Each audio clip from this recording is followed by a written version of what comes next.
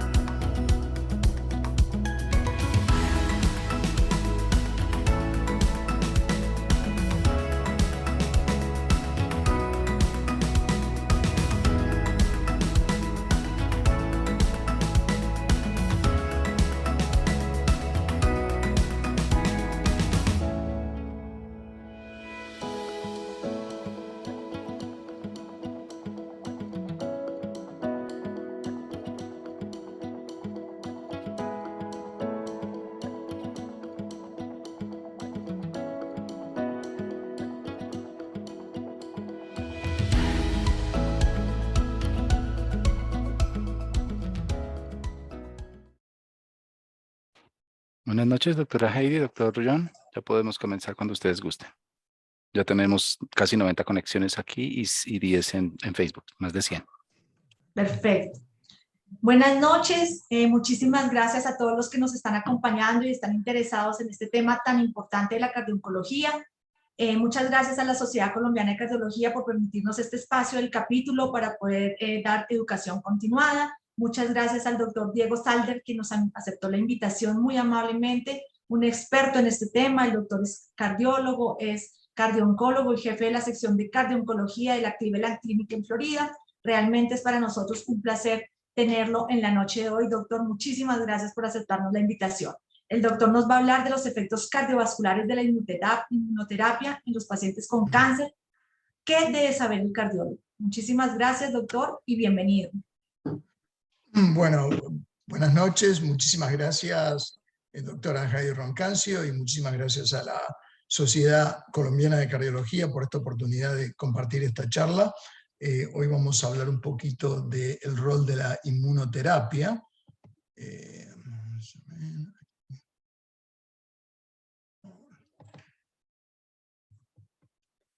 Voy a entrar a la presentación, ¿están ahí?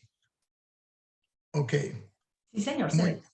Perfecto, muy bien. Bueno, buenas noches. Entonces, vamos a hablar un poquito hoy. Como saben, la inmunoterapia ha revolucionado el tratamiento del cáncer y realmente cada vez más en los Estados Unidos y en el mundo hay millones y millones de pacientes cada día más tratados con estas medicaciones, y puede tener esto una implicancia importante en la salud cardiovascular con pacientes que vemos todos los días y que vamos a ver cada vez más.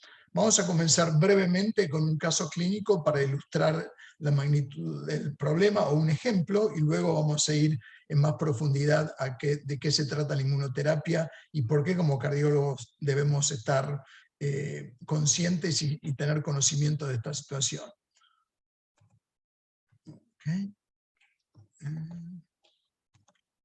Ok, vamos a comenzar con un caso de inmunoterapia de miocarditis por checkpoint inhibitors y miastenia graves en un paciente con un carcinoma tímico recurrente, un caso que publicamos en el European Heart Journal Case Report hace unos años, un paciente tratado con pembrolizumab, que es un inhibidor del bloqueador que permite la entrada de células T activadas que matan las células cancerosas, pero que también con esta respuesta indiscriminada puede tener una respuesta autoinmune.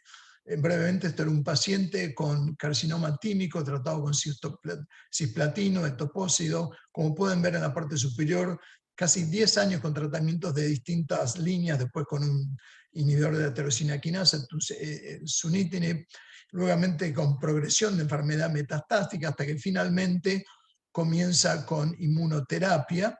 16 días después del comienzo de inmunoterapia con pembrolizumab o Keytruda, presenta con un cuadro de disnea, va a la sala de emergencia, se lo diagnostica con una embolia pulmonar, se lo trata con heparina de bajo peso molecular, 2 días después se le da de alta, 3 días después vuelve presentando con un cuadro de dolor de pecho, bloqueo de rama derecha y la sospecha de infarto o miocarditis. Como pueden ver, esto comienza temprano, después del primer ciclo. El paciente se presenta con cambios electrocardiográficos sugestivos a un infarto de miocardio, eco con fracción de eyección preservada, elevación significativa de las troponinas, angiografía coronaria normal y una biopsia endomiocárdica con infiltrados linfocíticos. Acá pueden ver el electro en más detalle, realmente una significativa elevación del segmento de ST en las derivaciones precordiales, ondas Q, una patente que parece un infarto, sin embargo, va inmediatamente al laboratorio de cateterismo, tenía coronarias normales. Por la historia de inmunocheckpoint inhibitors y troponinas con coronarias normales, se procede inmediatamente con biopsia endomiocárdica, que el resultado luego fue con infiltrados linfocíticos, con inflamación y destrucción celular. Porque es, digamos, simplemente para la magnitud del problema, como pueden ver en este slide del tratamiento, el pretratamiento a la izquierda y posttratamiento a la derecha, vean solamente estos circulitos en las dos imágenes superiores, como esto fue un solo ciclo, y la dramática disminución del tamaño del tumor solo con un solo ciclo. Estos pacientes se tratan típicamente por meses o hasta 2 años con inmunoterapia.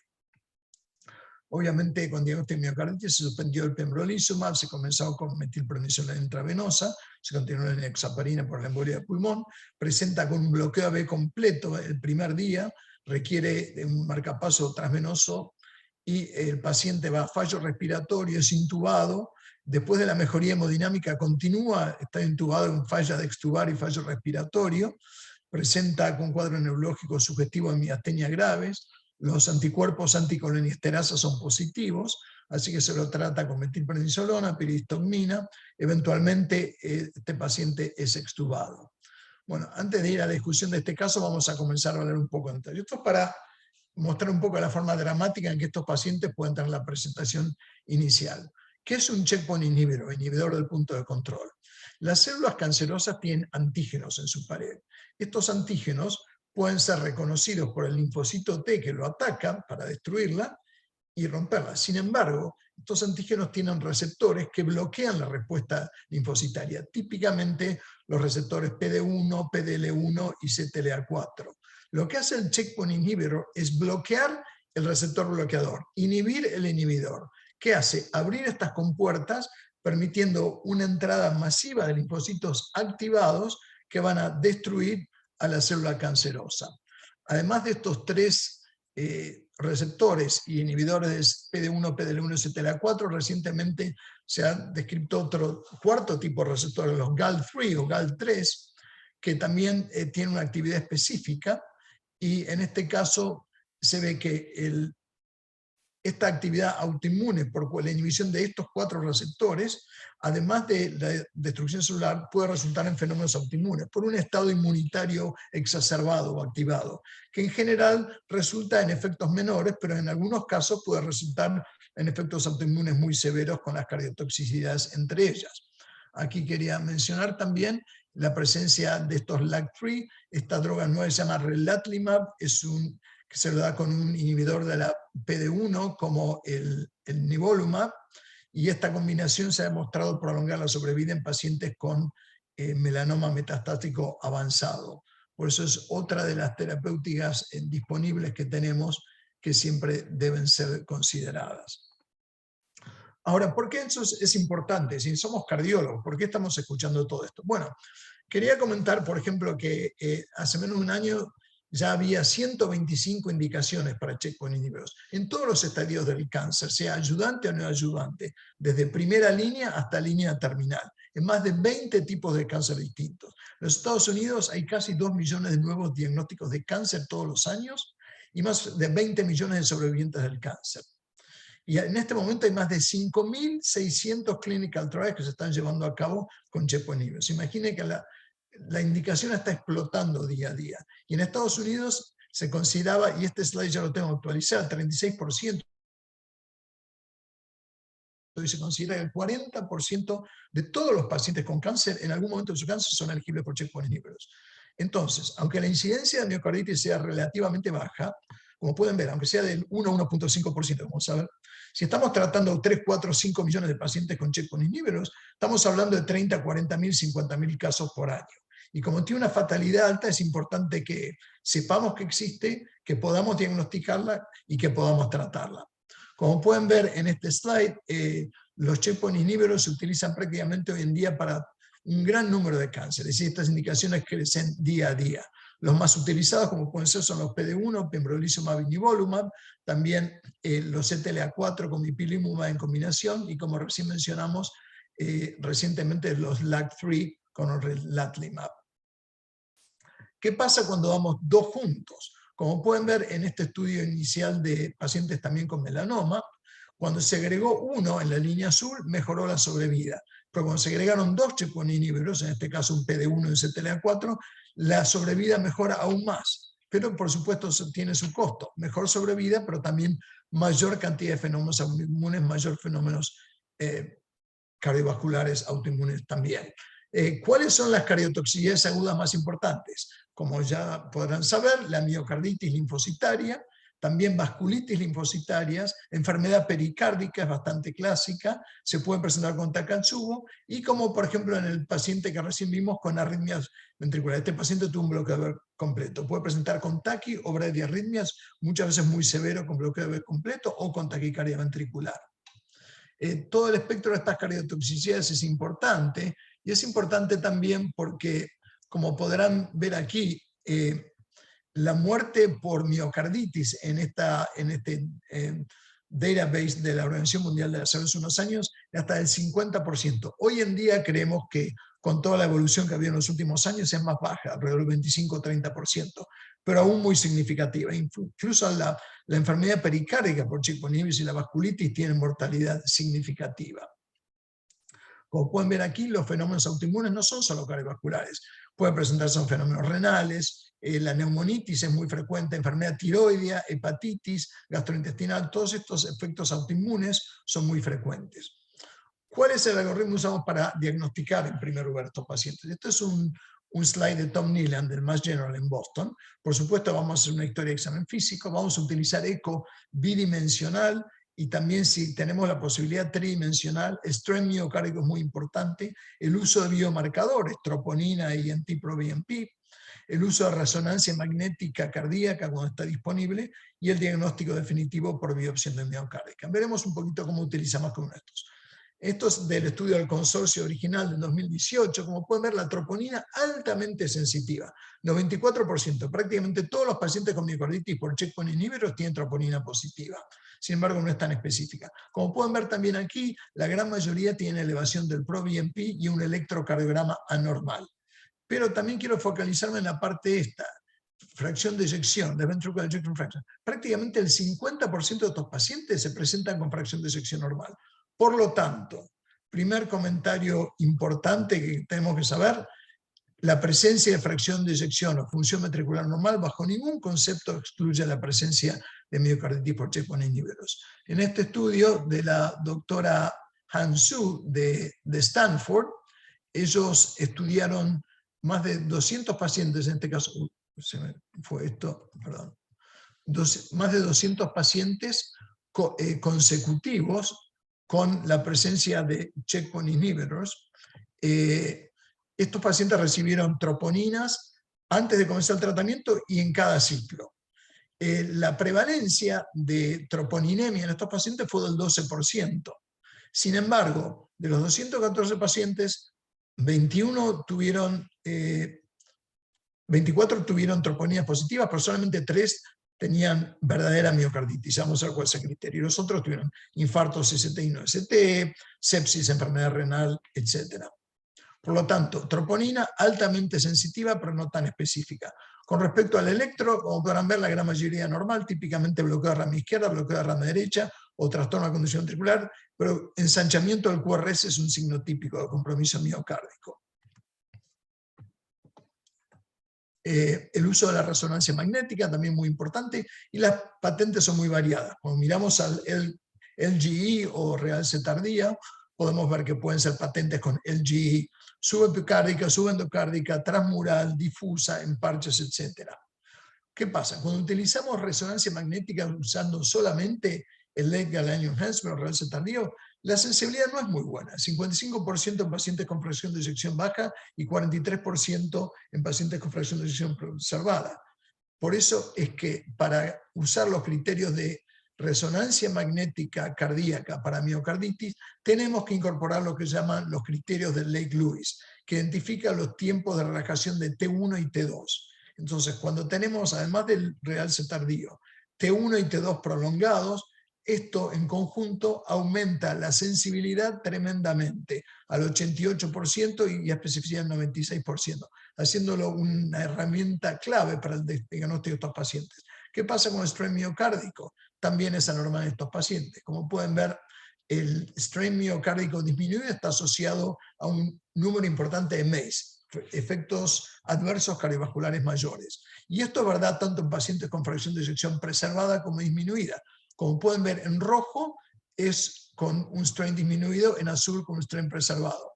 En ambos grupos, cuando el strain está relativamente normal, el pronóstico es relativamente bueno, mientras que la presencia de un strain marcadamente disminuido tiene un pronóstico de mortalidad y de MACE muy significativo, tanto en pacientes con fracción de eyección reservada como fracción de eyección disminuida. Quería recalcar esta línea horizontal azul.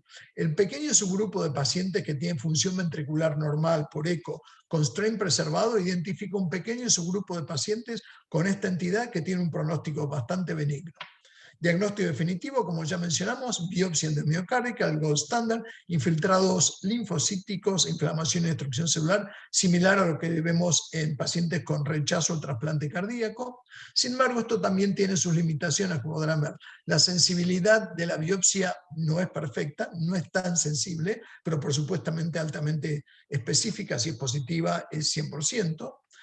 Complicaciones son bajas, 4%, y complicaciones mayores como taponamiento cardíaco, perforaciones muy bajas, menos de 0.8%, y por supuesto en centros de mayor experiencia las complicaciones aún menores. Este es un algoritmo de cómo manejamos los pacientes. Si vienen en forma estable, como dijimos, comenzamos con evaluación de las troponinas, evaluación de electrocardiograma, eco, etcétera, etcétera. Si están estables van a la resonancia magnética, tienen los criterios de Lake-Lewis modificados positivos, diagnóstico. Si hay alta sospecha y la resonancia es negativa, todavía vamos a biopsia endomiocárdica. En el otro lado del slide vemos que si viene inestable van derecho al laboratorio de cateterismo y biopsia endomiocárdica, porque como vieron, alta mortalidad.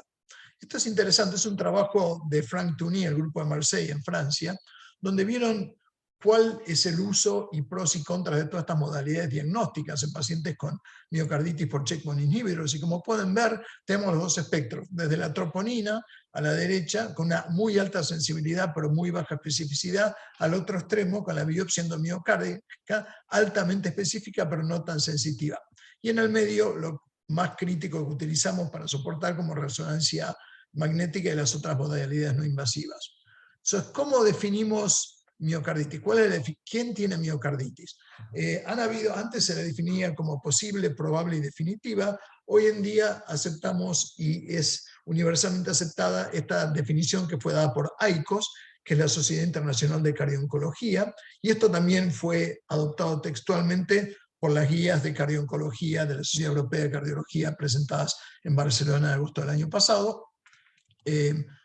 Hay dos pathways. Uno, el primer pathway, anatomía patológica positiva, tenemos el diagnóstico. El segundo, paciente con presentación clínica con troponinas elevadas. Si hay troponina elevada necesitamos más un criterio mayor o dos menores. Siendo criterio mayor, una resonancia magnética diagnóstica con los criterios de Lake-Lewis, con T1 y T2 anormales, o con dos criterios menores, que pueden ser síntomas, chest pain, dolor de pecho, falta de aire, debilidad, etcétera, edema, palpitación, síncope, o nuevas arritmias ventriculares, como nuestro paciente, o disminución de la función ventricular con o sin trastornos de la motilidad regional, y también la presencia de otros efectos autoinmunes adversos no cardíacos, como miositis, miopatía, miastenia, o la presencia de resonancia o biopsias sugestivas, pero no diagnósticas. También la Sociedad Europea de Cardiología en las guías define como fulminante, no fulminante y refractaria a las distintas formas. Acá podemos ver cuáles son algunas de las recomendaciones, haciendo electros y biomarcadores de base, ecocardiograma de base solamente en pacientes de alto riesgo, como pueden ver acá en azul, pacientes de alto riesgo tienen todo en base, mientras que ellos de bajo riesgo se recomienda electro y biomarcadores, pero no necesariamente eco. También el seguimiento, como ven en amarillo, no es una clase 1 como indicación porque no está muy establecido, no hay datos suficientes como para afirmar cuál es el seguimiento correcto. Ahora, ¿cuándo ocurre esta miocarditis? Muy bien, la gran mayoría ocurre en forma muy temprana. Después del primeros dos ciclos, típicamente, dependiendo del régimen, se dan cada 2 o 3 semanas. El 75% va a ser en las primeras 6 semanas, o sea, en los primeros 2 ciclos. Pero recordemos que hay un 25% que puede presentar en forma tardía, dentro de un año. ¿Cómo ocurren? Y de nuevo, en general, estas no se presentan en forma aislada. En esta serie de memorias Stoker en New York, vieron que con 28 pacientes con miocarditis por checkpoint inhibitor que tuvieron, solamente 4 tuvieron miocarditis aislada. La gran mayoría viene con 1, 2, 3 o 4 otras itis autoinmunes de otras partes. Y la tríada típica que se ve frecuentemente, y es una entidad establecida, es miocarditis con miastenia y miositis, las 3 M. Por eso a estos pacientes siempre hay que pedir CPK, porque es muy frecuente que tengan miositis, y también la hepatitis es frecuente, por eso enzimas hepáticas son parte del workup de estos pacientes. ¿Cómo los tratamos? Esteroides de altas dosis. Este estudio retrospectivo de Lily Sang en Montefiore, también en New York, mostró que pacientes tratados con altas dosis de esteroides tienen un pronóstico mucho mejor comparado con aquellos que se los tratan con bajas dosis. Hoy en día el estándar es 1 gramo de metilprednisolona intravenosa, 3 a 5 días, y luego hacemos el weaning, disminución de la dosis a prednisona oral. ¿Cuándo los tratamos? De nuevo, lo antes posible. En esta serie vieron que los pacientes tratados dentro de las primeras 24 horas tuvieron un evento de MACE, complicación cardiovascular mayores, bajo comparado con aquellos tratados después de 72 horas con una mortalidad muy alta. O sea, dosis altas y tratarlos temprano. Y la miocarditis refractaria a esteroides son aquellos que a pesar de altas dosis de esteroides siguen con síntomas y troponinas elevadas, y como pueden ver en este slide, tiene una incidencia de miocarditis fulminante y de mortalidad intrahospitalaria muy alta. ¿Qué pasa si no responden a los corticoides en forma inmediata? Bueno, aquí vemos que hay otras drogas secundarias. El micofenilinato MMF, que se utiliza también para inmunosupresión en trasplantados, lo utilizamos en forma oral bastante frecuentemente. Infliximab ya no tanto, porque puede empeorar la insuficiencia cardíaca. Y el abatacept, un agonista de la CTLA4, utilizado por los reumatólogos, se ha convertido en una droga clave. En este momento estamos siendo parte de un clinical trial, de un estudio clínico que se llama Atrium, liderado por Tom Neelan en Boston.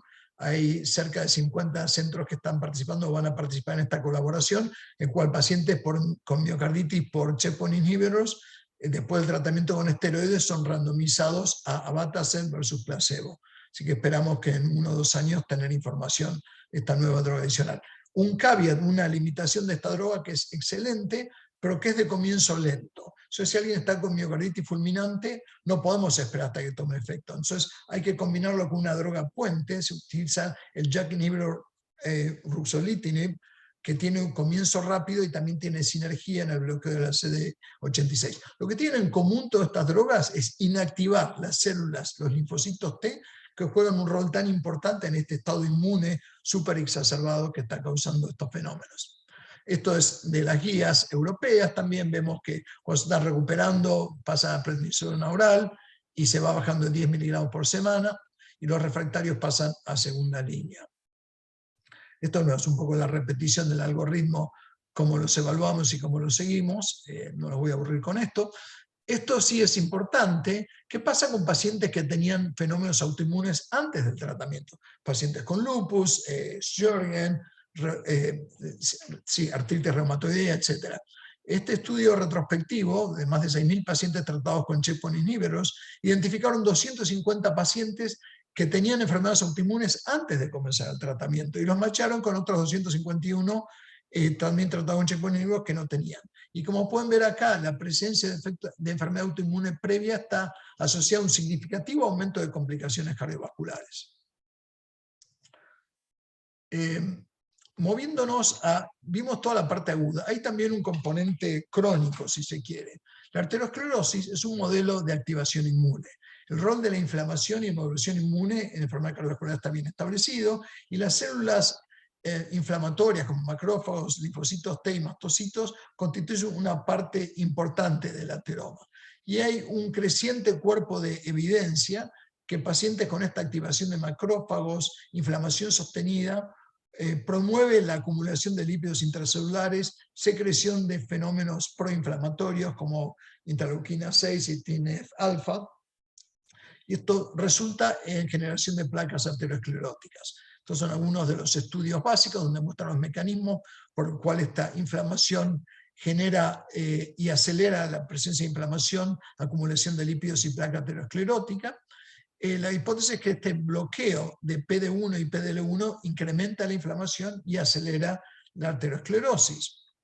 Esta es la hipótesis. Checkpoint inhibitor, respuesta inmune exacerbada, aceleración de la arteriosclerosis, incremento de fenómenos cardiovasculares. Este es un estudio del grupo de Eric Young en UCLA en California que mostraron un review muy importante de cuáles son los mecanismos, cómo lleva del checkpoint inhibitor hasta llegar a la placa arteriosclerótica. Recomiendo revisarlo. Ok, hay un estudio clínico importante, porque esto es todo experimental, ¿qué pasa en la clínica? ¿Qué pasa en la vida real? Este es otro estudio de uno de los líderes, como podrán ver en checkpoint inhibitors, que es Tom Neelan. Este es un estudio que hizo Sofía Drobny en el grupo del Mass General, en el cual tomaron un número grande de pacientes que habían sido tratados con checkpoint inhibitors en el Mass General.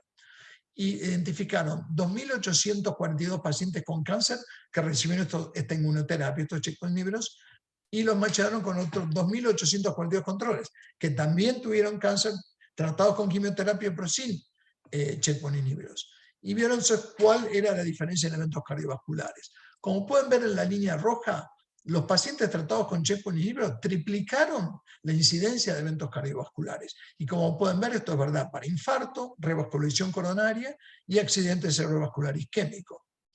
Y lo miraron de otro modo también. ¿Qué pasa cuando utilizan a los pacientes como su propio control? Viendo cuál es la incidencia de eventos cardiovasculares antes de la inmunoterapia y después de la inmunoterapia. En azul es antes, en rojo es después. Y como pueden ver, lo mismo, triplicando los eventos cardiovasculares, infarto, revascularización coronaria y stroke isquémico antes y después del uso de la inmunoterapia.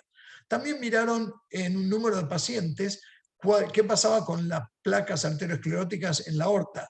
Por tomografía computada midieron el volumen total de placa y como pueden ver el scan 0, el 1, antes de la inmunoterapia, 2.1, se triplica 6.7 el volumen de la placa arteriosclerótica. O sea, también viendo a muchos niveles, vemos a nivel experimental, vemos los datos clínicos y vemos también midiendo placas, cómo esto acelera la presencia de aterosclerosis. Por eso cuando hablamos de tipos de iceberg o la punta del iceberg, es que sí, la miocarditis y la pericarditis es el evento dramático agudo que debemos reaccionar y tratarlo, obviamente súper importante, pero a nivel de salud pública, si vamos a tener millones de estos pacientes tratados, vamos a estar lidiando con un número grande de pacientes que han tenido inmunoterapia.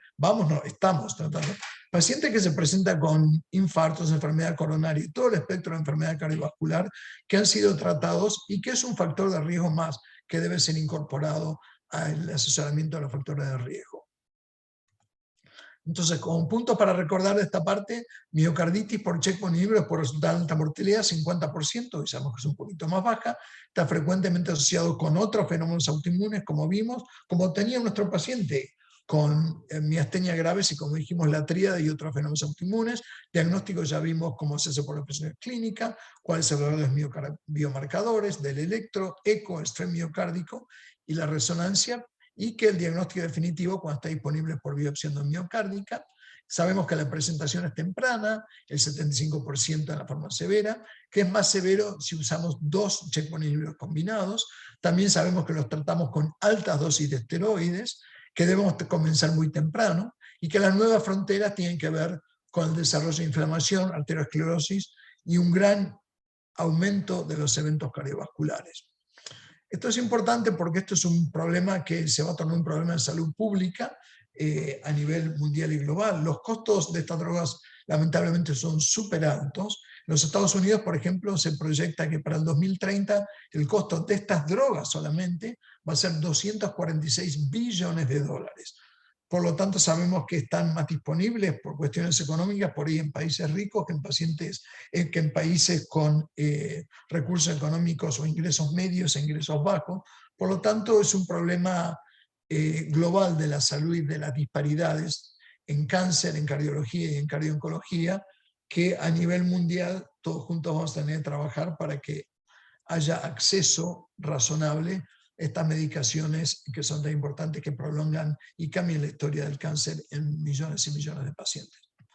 La última parte brevemente voy a tocar otros tipos de terapias autoinmunes.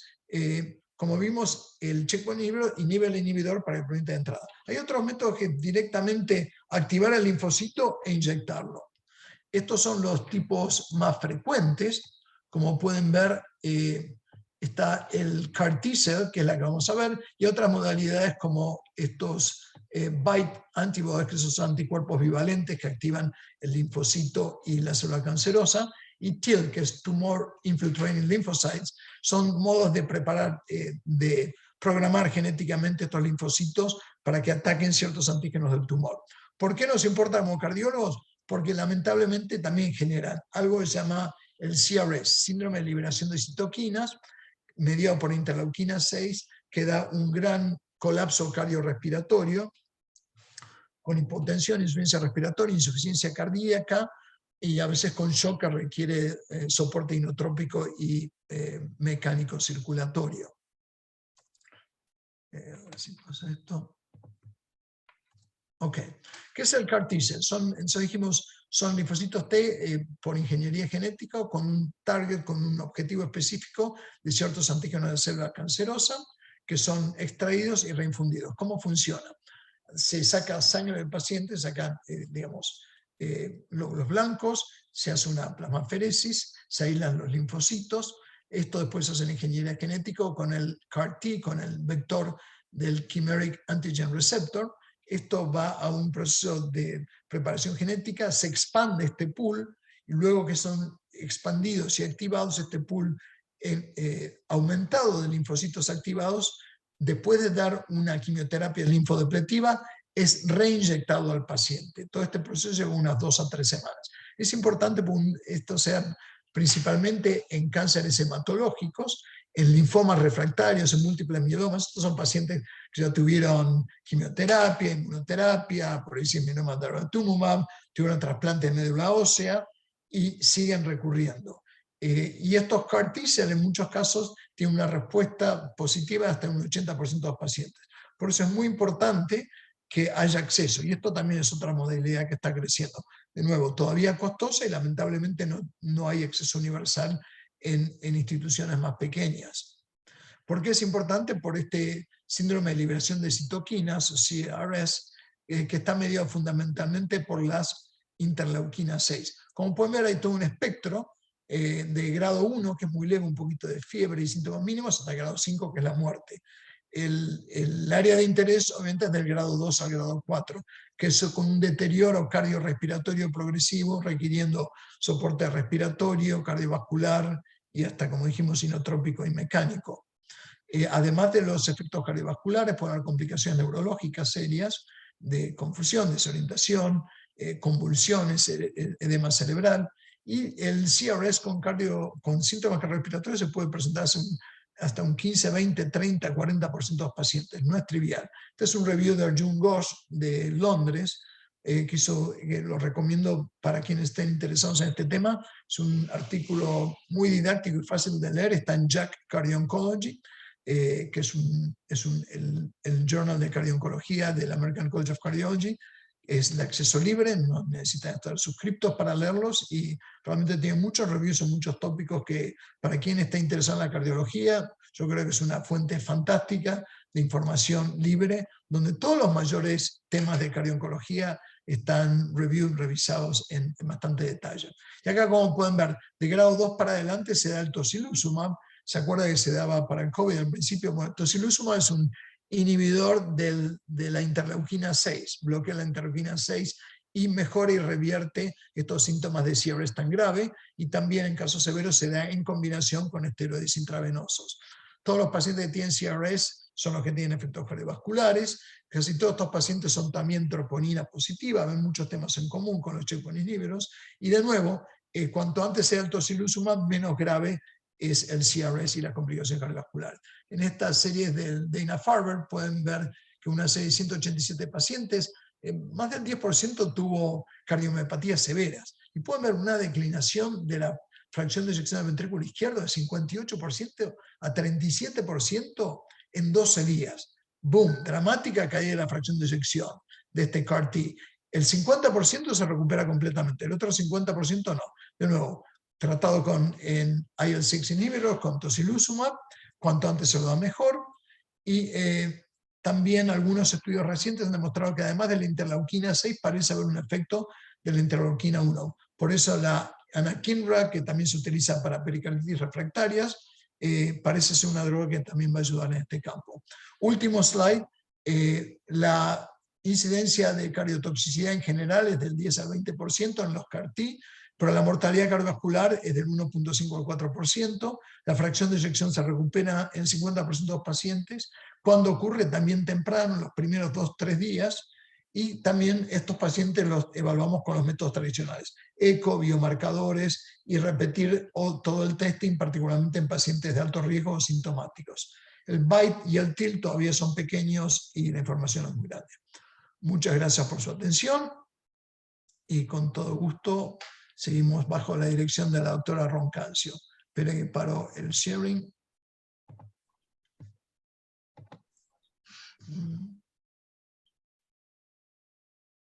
Okay. Stop share. Muy bien. Doctor, muchísimas gracias por la excelente presentación. Realmente nos ha dejado pues muy motivados a avanzar más en este tema, ponernos más juiciosos y a buscar más sobre este tipo de patología. Muchas gracias. Acá tenemos oncólogos, hematólogos y cardiólogos que están aquí escuchándolo. El doctor John nos puede ayudar con las preguntas. Parece que el doctor John está congelado. Bueno, Sí. doctor, aquí tenemos unas preguntas. ¿Cómo no? El doctor Solón está diciendo que excelente, que cuál es su experiencia en la aparición de eventos coronarios en los pacientes que ha visto con cardiotoxicidad por puntos de control inmunitario. Por lo que hemos visto, debemos prepararnos para una epidemia de isquemia miocárdica secundaria al uso de estos medicamentos. Sí, gracias por la pregunta. Obviamente hemos visto, digamos, como han visto en algunos de los estudios de Hansu, en Stanford, no todas las troponinemias son por miocarditis, a veces son eventos coronarios. Lo tomamos como un factor y cuando seguimos a estos pacientes somos particularmente sensitivos a ser muy agresivos, es como el paciente por radiación. Queremos bajarle la LDL bien por debajo de 70, que estén con aspirina, con bloqueantes, con estatinas, y tratarlo como un paciente coronario, por este riesgo exacerbado. Cuando se presenta un paciente con un infarto agudo y ha recibido inmunoterapia, particularmente en dosis altas, sospechamos que puede haber sido un factor contribuyente. En el momento que el paciente presenta con un evento coronario agudo isquémico, no varía el tratamiento. Hay que hacer una intervención primaria, todas las drogas que utilizamos, etcétera, etcétera. Y muchas veces, por ejemplo, los pacientes de cáncer de pulmón, que son hombres de 70 años, fumadores con otros factores de riesgo, hay mucho overlap, hay mucha sobreposición, porque tienen los factores de riesgo coronarios, además de los de checkpoint inhibitors. A veces no se puede decir con precisión cuál fue el culpable. Sabemos por todos estos estudios que aumentan el riesgo, pero una vez que es el evento coronario agudo, lo tratamos del mismo modo. Por supuesto, si ese paciente todavía está en inmunoterapia, hay que suspender la inmunoterapia inmediatamente. Pero de nuevo, como todos sabrán de sus prácticas cardio-oncológicas, y me alegro que haya algunos oncólogos en la audiencia, la cardio-oncología solamente va a ser válida y va a mejorar la calidad de nuestros pacientes si trabajamos en equipo. No hay cardio-oncología sin oncólogos. Debemos colaborar, debemos hablar, debemos tomar decisiones conjuntas. Pues nos pasa todo el tiempo. A veces tenemos un paciente con checkpoint inhibitors y que desarrolla troponinemia, algunos parámetros, y no es un diagnóstico definitivo, no es la forma fulminante o fatal. Hoy en día, incluso cuando hablamos, por ejemplo, de cardiotoxicidad permisiva, como hacemos a veces, por ejemplo, con pacientes con trastuzumab, en pacientes de cáncer de mama, ¿verdad?, o de seno, que permitimos tratarlos con cardioprotección entre 40 y 49%, siguiendo estos pacientes todos. Hoy en día está surgiendo algo similar de cardiotoxicidad permisiva en pacientes con efectos menores. Por el principio todos aprendimos de esta miocarditis fulminante, que todo shock cardiogénico y toda la cosa dramática. Pero a medida que seguimos viendo esto, todos nos encontramos pacientes que tienen un poquito de disnea, un poquito de elevación de la troponina, el eco es normal, tienen todas estas cosas borderline. Si le hace una resonancia puede aclarar, pero si no, no vamos a mandar a todos estos pacientes a biopsia endomiocárdica, porque no todos los casos es la miocarditis florida con todo el cuadro. Entonces, hoy en día estamos aprendiendo que esto también tiene un espectro, a estas formas fulminantes que describimos, pero también formas más leves o borderline. Y ahí es donde siempre tenemos que hablar, como dijimos muchas veces, también tienen hepatitis o tiroiditis, son muchos de los efectos adversos autoinmunes que tienen estos pacientes. Y tenemos que hablar. Si es un paciente, por ejemplo, que ya recibió bastante y que es cuestionable seguirlo con el checkpoint inhibitor, vamos a pararlo. Hoy, por ejemplo, tuve un paciente que estuvimos hablando que ya está con el último, con una combinación de un PD-1 con relatlimab, el LAG-3 inhibitor. Este paciente tiene metástasis por todos lados. Hicimos una resonancia magnética cardíaca, presentó metástasis en la orejuela de la aurícula derecha, el PET-CT en todos lados, pero está esperando que lo tomen en MD Anderson para un clinical trial con TIL, que es la última opción que tiene. Entonces, tiene una troponina levemente elevada, la fracción de eyección cayó un poco, estamos en todo este territorio borderline, y este paciente tiene metástasis, se está muriendo, y ya falló como 7 niños.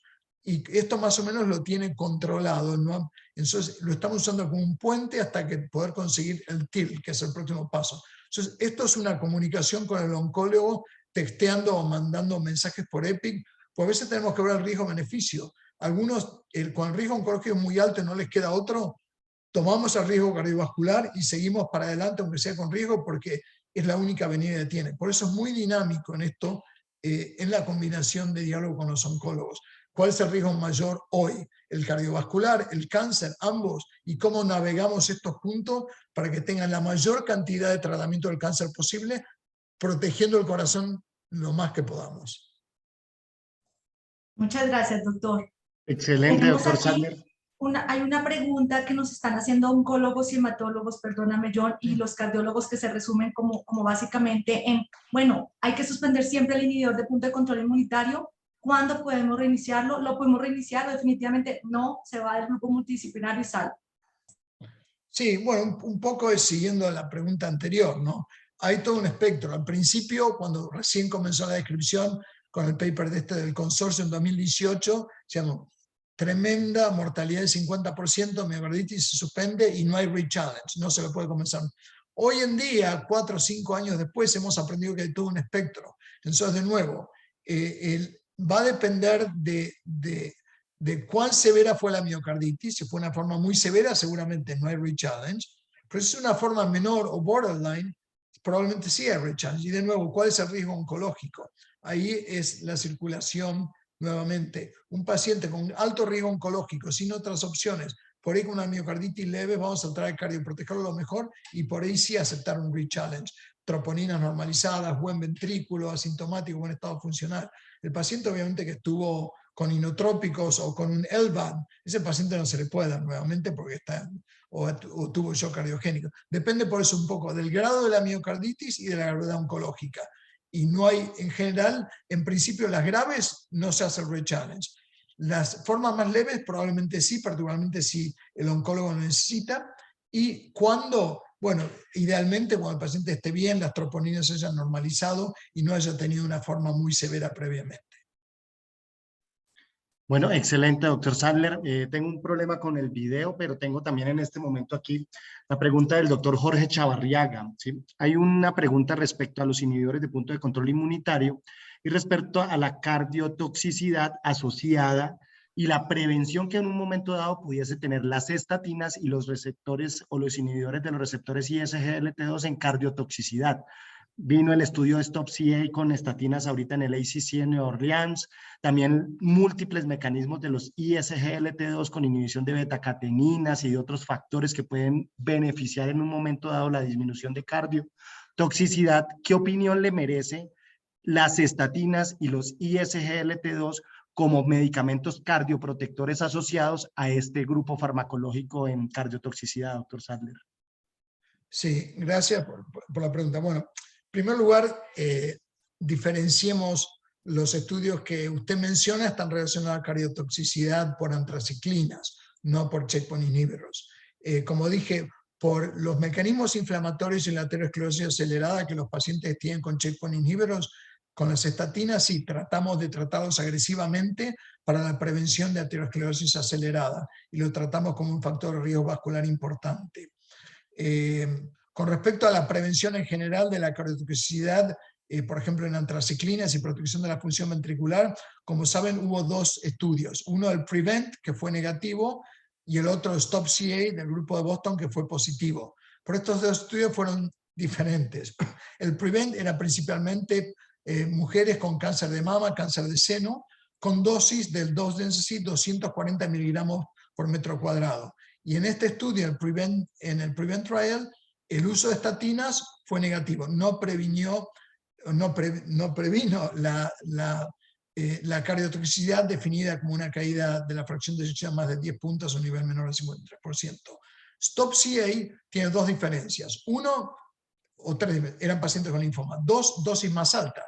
Sabemos que dosis más altas de antraciclinas son más cardiotóxicas. En STOP-CA eran pacientes con linfoma que habían recibido una media de 300 miligramos por metro cuadrado y no 240 como en el otro. Y el tercer punto es que el endpoint que se midió fue diferente. El endpoint que tomó el grupo de Neelan para STOP-CA fue qué porcentaje de pacientes tuvieron una disminución de la función ventricular. No cuál fue la media de A versus B, sino qué porcentaje de pacientes disminuyeron versus no. Y en el STOP-CA, un 86% con estatina no tuvo cardiotoxicidad, mientras que solamente el 74% de placebo. O sea que hubo un 12% de diferencia, por eso fue positivo. Pero de nuevo, el endpoint fue medido diferente y también una población distinta, dosis altas y linfomas. Con respecto a los SGLT2, al uso de empagliflozin o dapagliflozin para la prevención de cardiotoxicidad, de nuevo, no hay ningún dato con checkpoint inhibitors. Con respecto con antraciclinas, también hay un estudio retrospectivo del grupo de Boston que miraron, porque todavía no están los estudios prospectivos para los pacientes con cáncer y antraciclinas. Pero este estudio retrospectivo, una base de datos grande, miraron pacientes con diabetes que habían recibido antraciclinas y quienes habían recibido antes de esta indicación cardíaca, ¿verdad? DAPA o EMPA versus aquellos que no habían recibido. Y de nuevo, retrospectivo, una diferencia enorme. Aquellos que habían recibido DAPA o empagliflozin tratados con antraciclina tenían un índice de cardiotoxicidad muchísimo menor que aquellos que no habían recibido, pues, sugiriendo que hay una acción protectiva importante. Pero por supuesto es un análisis retrospectivo, hay que ver ahora designados estudios prospectivos. Suponemos que como ha sido positivo para todo, probablemente también lo sea aquí, pero todavía no sabemos. Muchas gracias, doctor Sandler, por la excelente respuesta. Bueno, también existe aquí la pregunta del doctor Tito Carrera, donde él nos escribe en este momento aquí en el chat de las preguntas que no se ha podido relacionar la presencia de factores de riesgo cardiovascular convencionales como un factor mayor de riesgo para miocarditis por inhibidores de control inmunitario, como sí lo ha sido los pacientes de enfermedades autoinmunes de base, como usted mismo lo comentó, doctor Sadler, en la presentación. ¿Cuál sería su recomendación para la consideración de pacientes de alto riesgo y a los que deberíamos seguir desde una valoración previa al inicio de la inmunoterapia? Sí, gracias. Bueno, la pregunta es buena porque, como bien señalaron, no hay todavía buena información. Vamos a necesitar bases de datos más grandes. Sí, en general la miocarditis no ha estado asociada a los factores de riesgo tradicionales. ¿Por qué? Porque es un fenómeno autoinmune. Entonces esta miocarditis aguda es desarrollada por un fenómeno autoinmune. Por lo tanto, los factores de riesgo con la tradicional no parecen ser. Sí, como había algunos estudios que sugirieron que enfermedad renal y diabetes, por lo menos en las series iniciales, parecían estar asociados con un poquito más de incidencia, y como mencionamos, el otro factor es la presencia de combinación. Cuando se usa un PD1 o PDL1 con un CTLA4 o con un LAG4, cuando hay dos checkpoint inhibitors, estos son los pacientes de mayor riesgo y tienen mayor incidencia. Lo que sí es importante con los factores de riesgo, como mencioné, de nuevo, a medida que entendemos que la miocarditis solamente es la punta del iceberg, pero que se viene toda esta marea grande de aterosclerosis atrás, entonces sí, yo creo que todavía los factores de riesgo es muy importante que los manejemos. Por ahí no vamos a estar previniendo la miocarditis, pero sí vamos a contribuir a disminuir la incidencia de todos estos eventos de aterosclerosis acelerada que se producen más tarde después del tratamiento. Gracias, doctor. En su experiencia, ¿resonancia para todos? ¿Biopsia a quiénes? ¿Cuándo? Bueno, de nuevo, obviamente un poco siguiendo el algoritmo de la ACC de la Sociedad Europea, vieron, inicialmente hacemos la evaluación clínica, electro, eco, strain. En general, sí se recomienda cuando es sospechada, en pacientes con troponina positiva, que están estables, hacer una resonancia magnética. Esa es la recomendación. Obviamente, si no está disponible, pero si tiene la posibilidad, es agudo o puede referirlo, sí se recomienda cuando hay una sospecha clínica importante, tratar de hacer resonancia a todos los pacientes. ¿Cuándo biopsia endomiocárdica? Bueno, el paciente con inestabilidad hemodinámica o arritmia o presentación severa, esos 100% necesitan biopsia endomiocárdica. Si un paciente tiene la presentación clínica, tiene el diagnóstico por los criterios, por ejemplo, con troponina, más 2 criterios, uno mayor, y hay un diagnóstico y se lo trata empíricamente con antibióticos, está bien, no necesariamente, o una resonancia claramente positiva, no tiene que ir a la biopsia. Sin embargo, si un paciente que sigue sospechando a pesar de una biopsia negativa, lo hace. En general, Cuando hay dudas, dado la potencial severidad, se recomienda tratar de hacerlo, pero reconociendo que por ahí no todos los centros tienen a su disposición una biopsia endomiocárdica, pues es una cuestión práctica. Entonces, a veces hay que tomar las decisiones clínicas. Es un viernes a las 11 de la noche, está el paciente con troponina, falta de aire, tuvo checkpoint inhibitors, y a veces en ese caso, hasta que llegue la mañana, le doy un gramo de solumedrol intravenoso y empezar a tratarlos. Por lo menos, en caso de duda, siempre, boom, le damos el bolo de esteroides. Cuando la sospecha es alta, por supuesto, tampoco una persona venga y tosió un poquito y le faltó el aire, darle esteroides a todo el mundo, porque eso por ahí no es bueno para el tratamiento de cáncer. Sabemos que estamos antagonizando el tratamiento y algunos estudios han sugerido que pacientes con esteroides que tratados con checkpoint inhibitors en largo plazo no es bueno para su pronóstico. Por lo tanto, tratamos de restringirlo, ser lo más estricto posible en el diagnóstico. Pero ante la duda, tratar temprano y tratar con dosis altas. Estable, resonancia, inestable, cateterismo con biopsia endomiocárdica. Excelente, doctor Sandler. En el chat también el doctor Carlos Ortiz, cardiólogo de la Fundación Cardioinfantil, tiene una duda para transmitirla y él pregunta, el strain parece tener un buen desempeño en miocarditis aguda o subaguda por inhibidores de control inmunitario y la troponina ultrasensible también. La duda es si existe en este momento o al menos en curso alguna relación entre troponina y strain, como por ejemplo, dice él, multiplicando el valor de troponina o el porcentaje de descenso del strain para poder inferir o suponer esa miocarditis en una fase temprana? No, digamos, los estudios que tenemos de troponinas son del estudio del consorcio, altamente positivo, 94%, de Hansu, muy baja especificidad. Con el strain, como ven en el estudio retrospectivo de Lili Sang, sabemos que hay cutoff del menos 16% para fracción de eyección reducida, para fracción de eyección preservada y menos del 13% para reducida. Son cutoffs más bajos que lo que utilizamos para la cardiotoxicidad en trastuzumab o antraciclinas. Pero una relación por porcentaje entre los dos, eso no existe. Sin embargo, le recomiendo al doctor, si tiene una muy buena idea, por ahí puede designar su estudio clínico, mandarlo para un grant y por ahí recibe un montón de dinero y funding y puede liderar un estudio muy interesante del cual todos vamos a aprender.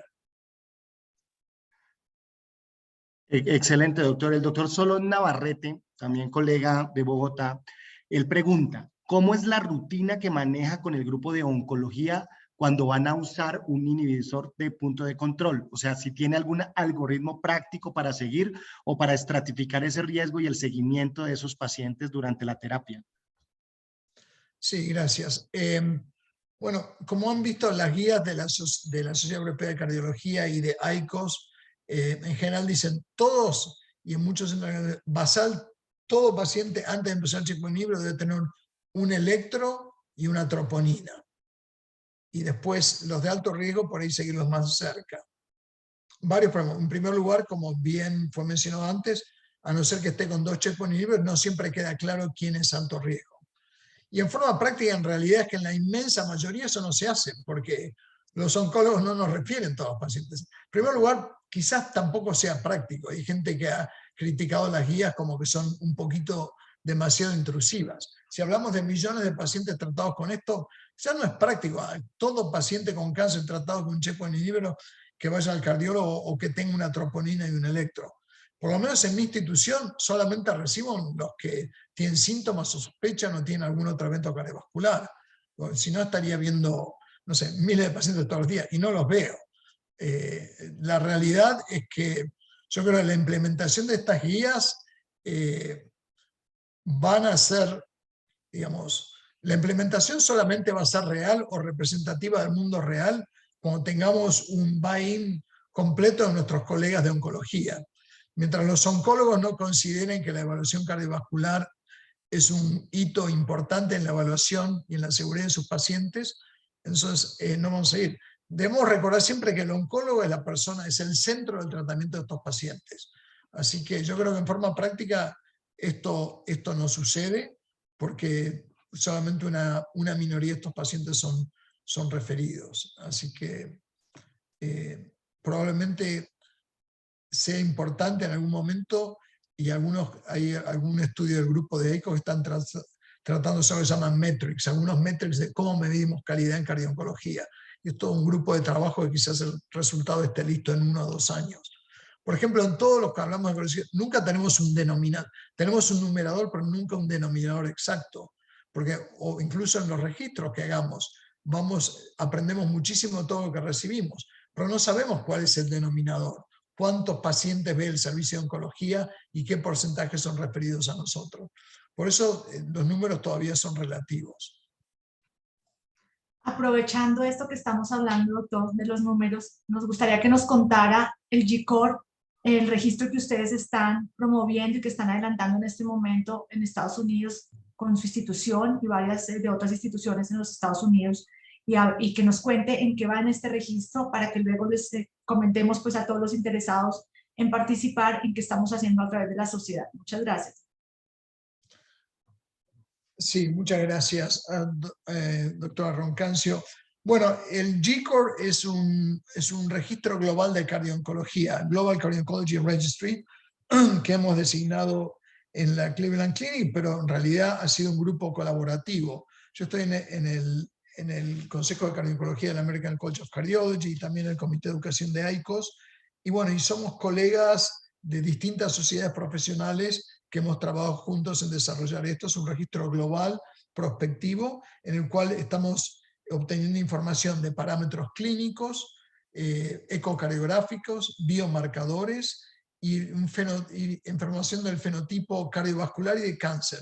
Obtenemos información del cáncer también, por ejemplo en el cáncer de mama viendo receptores, estadio, etcétera, etcétera, y por toda la medicación cardiovascular y toda la medicación del cáncer. Y también estamos mirando factores socioeconómicos y determinantes sociales de la salud, porque como sabemos hay muchas disparidades a nivel global y distintas poblaciones quizás reciban distintos métodos diagnósticos, el uso por ahí de ecocardiografía o de strain o de MRI o de biomarcadores es diferente en distintas partes del mundo. Los tratamientos por ahí también son diferentes porque hay drogas que son más caras y no están disponibles universalmente. Y eso puede que sí o puede que no, pero influye en los outcomes, en el pronóstico, en la sobrevida, en las complicaciones cardiovasculares. Por eso es que hemos designado este estudio para ver digamos, tener como una idea global de la cardio-oncología, cuáles son los factores clínicos, socioeconómicos, demográficos, cardiovasculares y de cáncer en estos pacientes. Hay 3 pilares: cáncer de seno, cánceres hematológicos, en el cual incluimos linfomas, leucemias y mieloma múltiple, y el tercer grupo son pacientes tratados con inmunoterapia, como los que hablamos hoy. Hemos comenzado la fase piloto en los Estados Unidos con cáncer de mama, cáncer de seno. Ya invitamos a 25 centros a participar y 15 ya han sido activados. Estamos reclutando activamente, está funcionando todo muy bien. La idea es para fin de año activar la fase global internacional con los 3 pilares: cáncer de mama, hematológico y inmunoterapia. Tenemos el compromiso preliminar de 125 hospitales de 24 países. La participación de América Latina es fuerte. Tenemos un número grande de participantes de Brasil y de Argentina. Ahora también hay varios de México, hay uno de Costa Rica, un par en Uruguay, en Perú también uno, y por supuesto en Colombia ya hay un par de centros interesados, y estamos muy interesados en contar con la colaboración profesional y la cooperación y colaboración con la Sociedad Colombiana de Cardiología, bajo el liderazgo de la doctora Roncancio, para tener una participación de centros y unidades de cardio-oncología de Colombia que puedan ser parte del G-Corp. Así que estaremos contentos de poder contar con esta colaboración, en la cual todos aprendemos juntos, aparte para poder establecer bases de datos que sean útiles para cada país, para cada lugar, donde todos aprendamos de qué podemos hacer diferente, cómo podemos mejorar la salud, cuáles son los gaps en care que podemos mejorar. Cada institución que participe va a tener lo que se llama QI, un Quality Initiative, una iniciativa de calidad, en el cual recibe un resumen confidencial de cuáles son sus datos comparados con la media del registro, y si hay algunas diferencias, eso es confidencial para cada lugar, ¿no? Público, para ver si hay diferencias, y eso por ahí le permite a un centro ver oportunidades para modificar algo que lo haga más efectivo, o no. Así que bueno, doctora Roncancio, le doy la palabra. Doctor, muchísimas gracias por la invitación a participar en el registro. Realmente para nosotros es un placer. Estamos trabajando ahora en esto con la Junta Directiva de la Sociedad Colombiana de Cardiología, a través del presidente, que nos motiva a unirnos con el grupo de investigación, que tienen ya experiencia en registros nacionales e internacionales, por ejemplo el de falla cardíaca, que está muy avanzada para todos los cardiólogos que están acá en este momento.